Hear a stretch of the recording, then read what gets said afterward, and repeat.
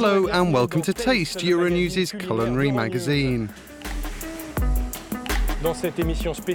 In this special edition, we'll travel through Japan to discover 5 emblematic products: surimi, konjac, soy sauce, miso and yellowtail. Let's go.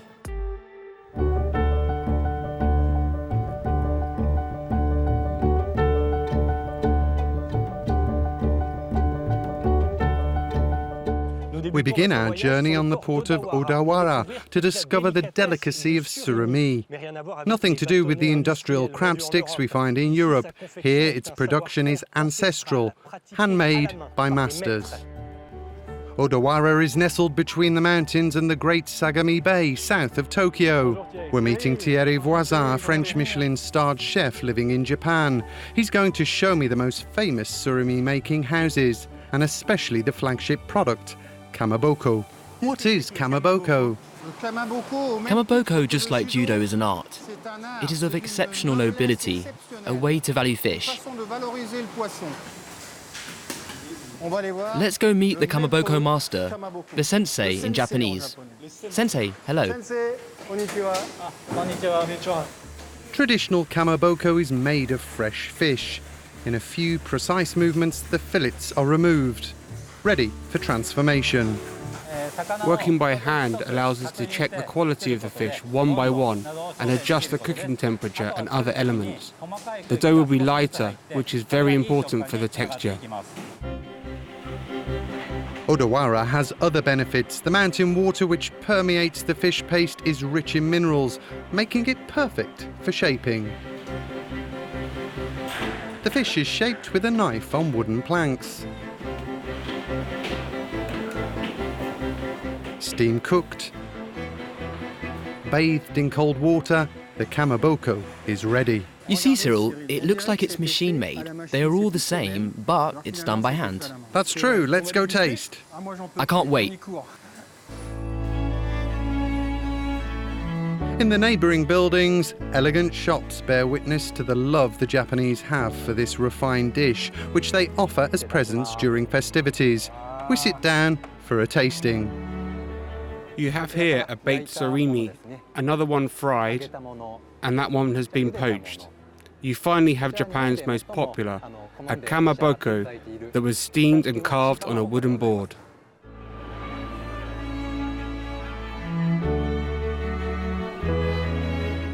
The taste is not distorted at all. It really is the taste of fish.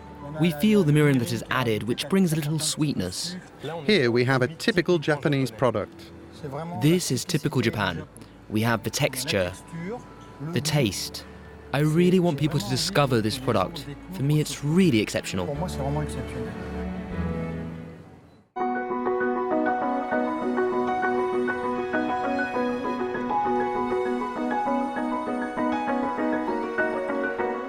We're heading to the konjac fields of the Gunma prefecture. This root vegetable has grown here in Japan for centuries, and more recently it's popular with Europeans keeping an eye on their figure. Their figure and their health. Why are we seeing this rebirth of konjac? Well, precisely, because it's a very healthy product, and what is good for the body is good for the mind. Let's find out. Let's meet the farmer. It's the rainy season in the Gunma province, the primary producer of konjac, located in the centre of Japan. We're here to meet Mr. Kanbei. So what are we looking for in this plant? It's not the leaves that we eat, it's the bulb that is underground. At the moment, it is still small because of the season. The harvest will take place in October or November. It will then be about this size. Now, do you want to come to my house to eat? Konjac is a health food present in many Japanese meals. It's usually made into dough and then cut into thin strips. Konjac is fibre-rich and offers a feeling of satiety, although it is almost calorie-free. Good for us, as Mr. Kanbei's wife and mother have prepared us a generous tasting.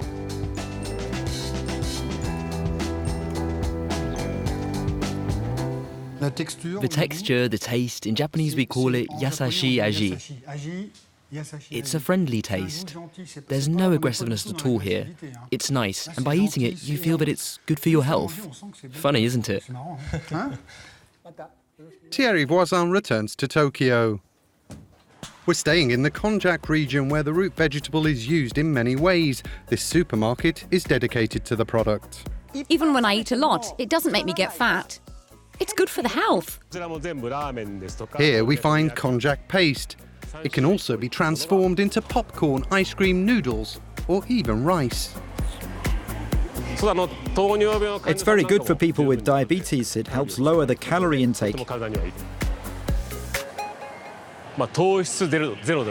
Zero sugar, almost zero calories. Konjac answers well to a certain trend. It's a very healthy food. It's good for the body. That's why I'm sure it'll have more and more success.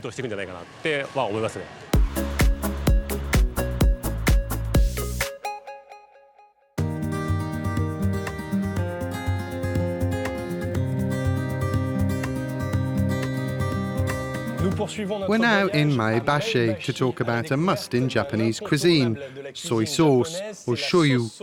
Thierry, soy sauce is a bit like wine in France, right? There are hundreds here. Hundreds, even thousands, between 1,000 and 1,500 producers in Japan. Let's find out with a shoyu expert. A shoyu sommelier, Takahashi-san. In his shop near Tokyo, Mr. Takahashi no longer counts soy sauces, the condiment that brings umami, the Japanese fifth flavour. That's savoury and pleasant. This one, which has the clearest colour, is Shiro Shoyu. From there, the shades are darker, because it's aged longer.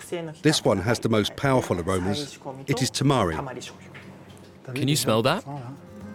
The ripening, but also the quantity of soy, salt and wheat determine the flavour and colour of each shoyu. The nuances are striking. Amazing. Thierry, do you have a preference? Small preference for the saishikomi. Good attack, good acidity on the attack. Then there is roundness, length. It's a very beautiful product.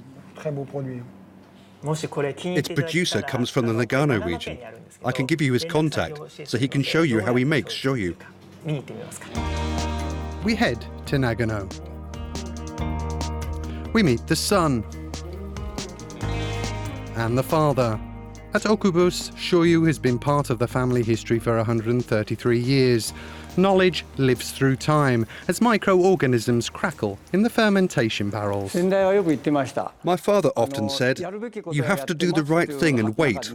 1 year for the taste, 2 years for the aroma, and 3 years for the colour. After that, you get a very good shoyu, very thick. The ingredients are simple: wheat and soybeans from Nagano and Okinawa salt. The wheat is roasted. The soybeans are steamed. They are bathed in spring water and aged for a long time. 3 years later, the nectar is manually filtered. A rare and respected tradition. Before, I thought exporting was only for big companies, but times have changed. Traditional shoyu, prepared using ancestral methods, is very popular. That's why we managed to sell it abroad.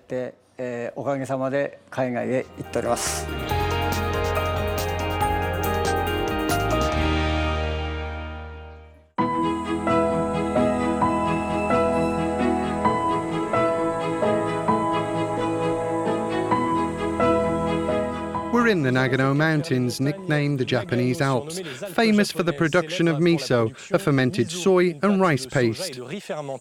We're about to meet a producer who uses traditional methods to make it. If there's a dish that's essential to the Japanese way of life, it's surely miso soup. It accompanies almost every meal, and it aids digestion. Japan has more than 1,000 miso producers. Like Kasuke Ishii, whose ancestor founded the Ishii Company in the 19th century. Since then, miso has been fermented in these casks made from cypress wood, in a process that lasts from 1 to 3 years. The recipe's unchanged: rice, salt, soy, and a little patience. The aromatic dough is worked by hand. Today, most producers favour quantity and speed. Our mission is to keep the traditional know-how, preserve the taste, the colour and the smell of the miso in the long term to transmit to future generations. Nearly half of all Japanese miso is produced in the Nagano region, but there are hundreds of varieties in the country. To find them, we're heading to the capital. We're in Tokyo to discover a miso shop. I'm sure we'll find everything we're looking for. The aromas, the colours, everything here makes you hungry. People come from miles around to find their favourite miso. It's used in soup, but also as a condiment. This one, for example, brings out the best in meat or fish. For more than 700 years, the Japanese have been drinking miso soup every day. For the Japanese, miso is also food for the soul. Here you have all kinds of miso. They have different colours. Why? Japan is a rather long country. In general, miso is darker in the north and lighter in the south. When the climate is cold, the miso is browner and more salty, while in the south it's whiter and also softer. It's said there's no set time for miso, and actually, it's time to eat. A miso soup, a bowl of rice, this is a typical Japanese meal, right? Yes, that's right. A bowl of rice, a miso soup, and there are some basic condiments like these pickled vegetables. It's really the basic meal. Bon appétit. いただきます。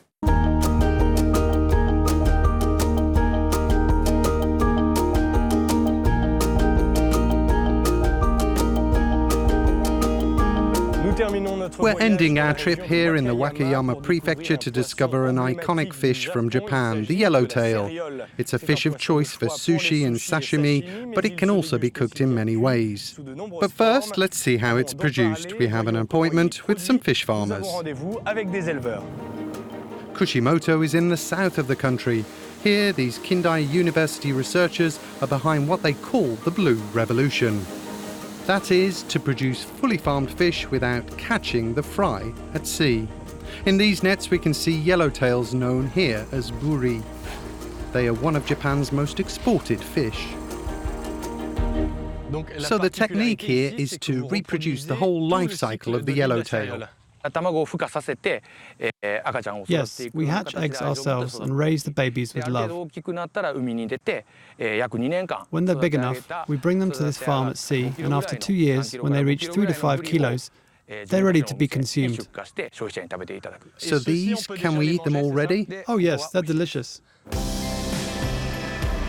Taste is the key word here. This company exploits the commercial opportunities of fish farming innovations.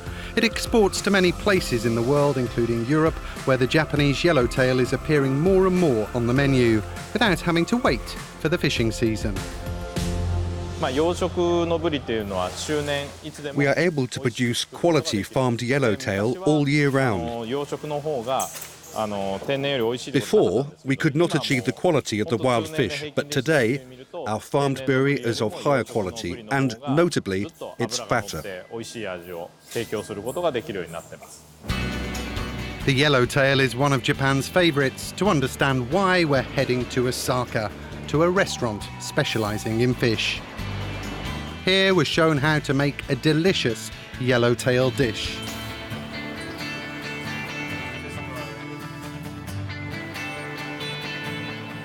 The buri has a melting texture. It's fat, but it's not heavy. We recommend cooking it in sashimi. That's how we like it the most in Japan, and that's how I prefer it. But it's also very good cooked in the stove. Or fried. There are many ways to cook it. A Japanese poet once said Japanese cuisine is to be looked at rather than eaten. Well, let's make a little exception.